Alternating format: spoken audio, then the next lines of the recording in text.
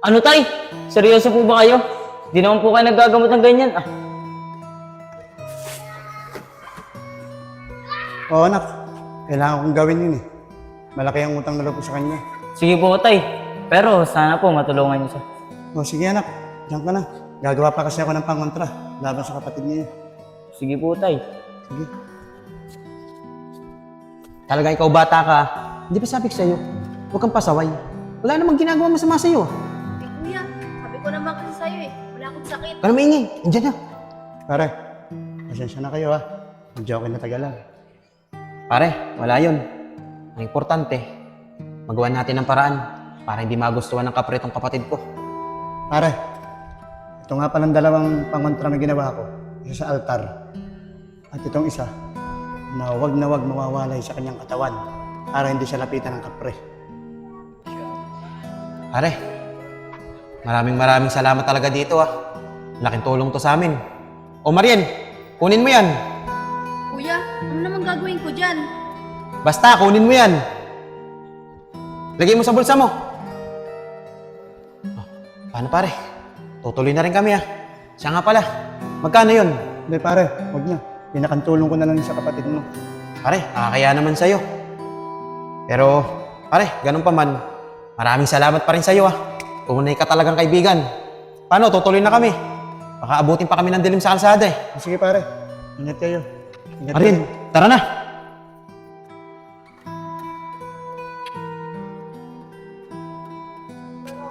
Pare, sana nakatulong ako sa'yo.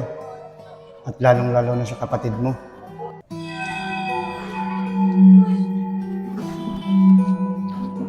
Kuya, anong ginagawa mo dyan? Tsaka, anong tinitignan mo sa punong yan? Oscar, sana naman, huwag nang pakialaman ng kapre, yung ate mo. Dahil kahapon, binigyan na siya ng pangontra ng kumpare ko. Kuya, buti naman, may pangontra na si ate. Pero kuya, sana naman, tumalab na yung pangontra na binigay ng kumpare mo. Kaya nga Oscar sana tumalab yung binigay ng kumpare ko. Dahil ang sabi niya sa akin kahapon, nagtatawas lang daw siya, tsaka nangihilot. Kuya, naniniwala naman ako na hindi nagagambalayan si ate, yung kapre. Pero kuya, ba't di ka nga pala pumasok ngayon? Kaya kung di pumasok ngayon, pinapakiramdaman ko muna yung ate mo. Baka kasi kausapin na naman niya tong punong to eh. Pero Oscar, bantayan mo yung ate mo may pupuntahan lang ako. Sige po kuya, babantayan ko po si ate. O sige.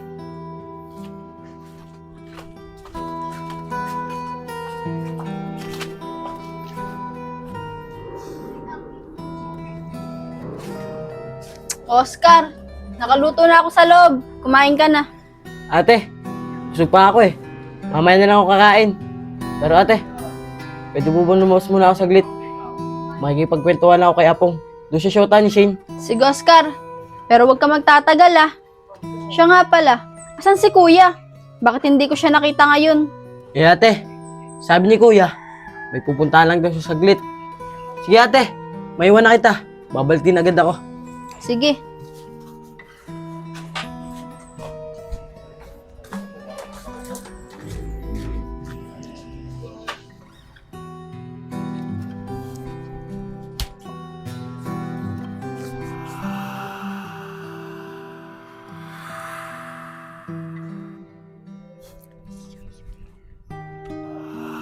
Sige po. Dante.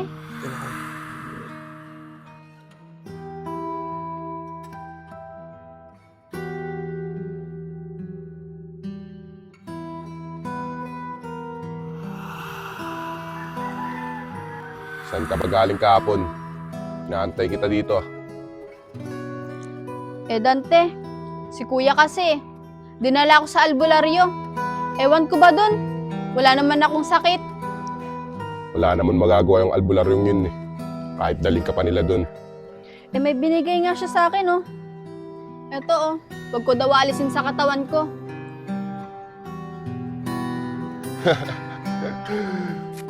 Di mo na kailangan to.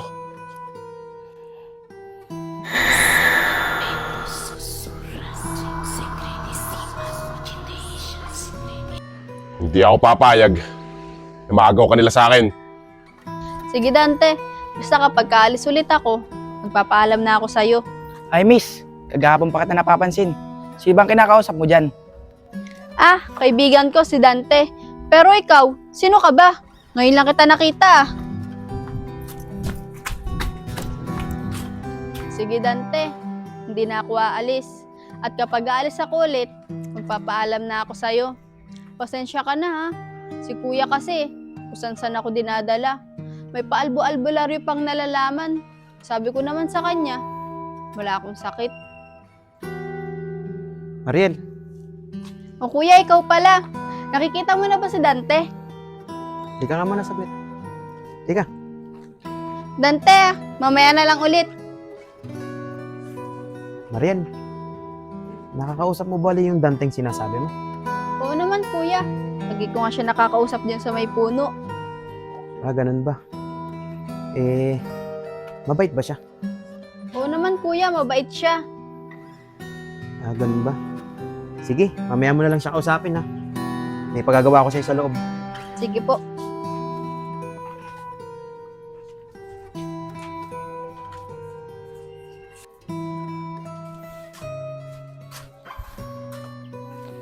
Oh, nandiyan na pala si Hindi mo kuya. nakita yung number ni paring Logic. Kuya, nandiyan ka na pala. Oscar, saan ka ba galing? Eh kuya, may pagkwentuhan lang po kaya pong.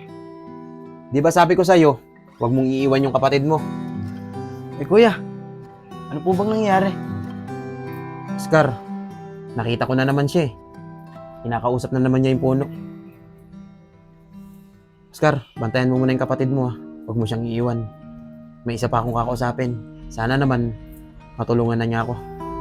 Sige po kuya, hindi ko na po siya iiwanan. Sige, alis na ako ha. Mal, nakita mo na ba ako maglaro ng basketball? Di pa nga mali. Gusto nga kita makita maglaro ng basketball. Pag nakita mo ako maglaro lalo ka ma-inlove sa akin. O, Tolidoy! Saglit lang! Ba't ka nananakbo? Eh tol apong natakot ako. Kasi nakita ko na naman yung babae, kinakausap niya yung puno. Mal, yan talagang si Mariel. Dapat ipagamutan ng mga kapatid niya yun Dahil baka lalo pa lumala ang sakit niyan. Paano tol apong? Diyan na kayo, dumidilim na rin. Takot ako Mahal, bakit kaya nagkakaganon si Mariel? Nag-aalala na ako sa kung anong pwede mangyari sa kanya. Nakakaawa naman siya. Ikaw, Mal simula ngayon, ayaw na makikitang kausap yung babaeng yun. Sige, mahal. Mahal, kuya yun ni Mariel ah. Kung ano? Kuya, saglit lang po. Pwede po ba namin kayo makausap? Sige mga bata, tungkol saan ba yung sasabihin niyo sa akin? Kuya, may dapat po kayong malaman. Si Mariel po kasi, nakita po namin yung nakakaraan. Kinakausap po niya mag-isa yung puno. Di ba nga, mahal? Opo, kuya. Tama po yung sinasabi ng girlfriend ko. Dahil kitang-kita po ng dalawang mata namin na kinakausap niya yung puno. Ayun ba mga bata? Alam ko na yun. Dahil mismo ako nakasaksi nang nakita ko siya na kinakausap niya yung puno. At alam niyo ba, pinagamot ko siya doon sa kumpare ko. Pinatawas ko siya. May nakakagusto sa kanyang kapre. Binigyan nga siya ng pangkontre. Kaso hindi tumalab. Nakakatakot naman po, kuya. O sige mga bata, meron pa akong dapat kausapin na pwede makatulong sa amin. Tara Mal.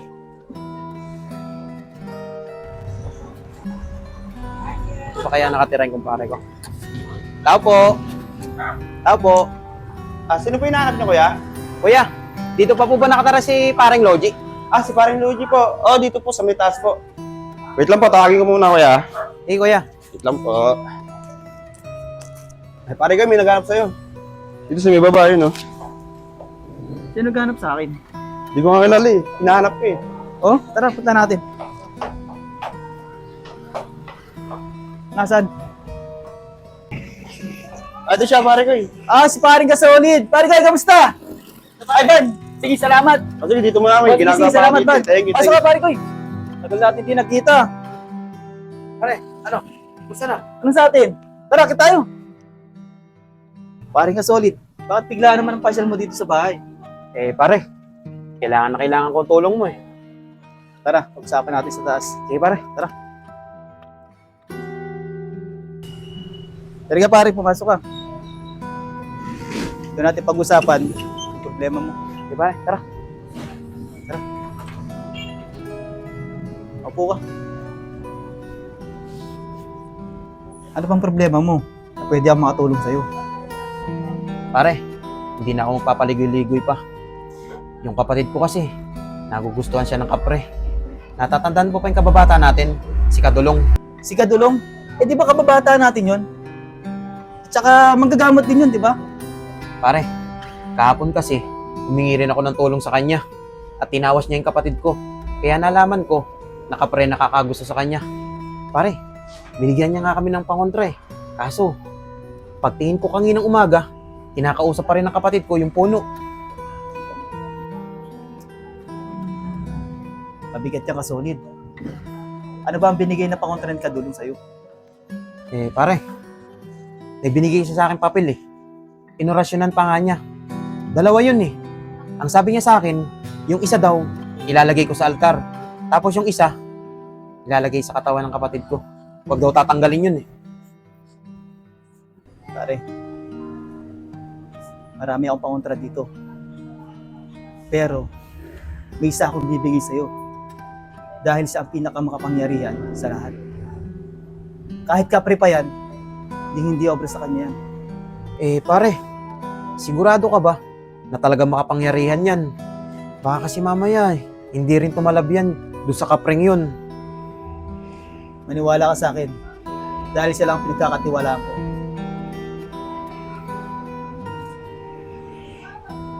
Tayo makukukunin ko. Eh, pare.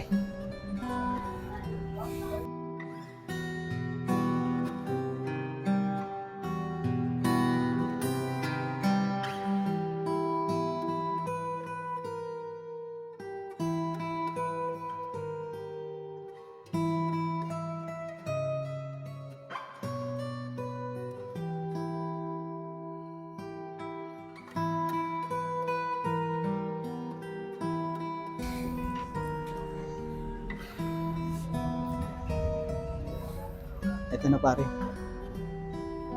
Ito na ang pinakamakapangyarihan sa lahat. At manali ka lang. Hindi nagagambalain ng kapatid mo.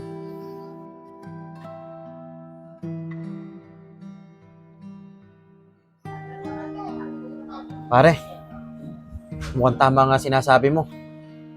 Dahil nung binigay mo pa lang sa akin to, naramdaman ko agad siya. Pero sana naman, ito na ang paraan para lubayan siya nung kapreng yun. Niwala at manali ka lang. Hindi ka nila pababayaan. Lalong-lalo ng kapatid mo. Pare, tutuloy na rin ako ha. Hanggat may oras pa. Sige na pare. Hanggat maaga pa. Sige pare, maraming salamat talaga sa iyo ha. Tapos ka talaga.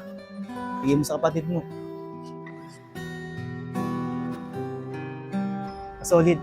Maniwala at manali ka lang sa kanya. Kahit ano pang kampo ng kadiliman yan, hindi obra sa kanya yan. Dahil siya ang tunay na makapangyarihan.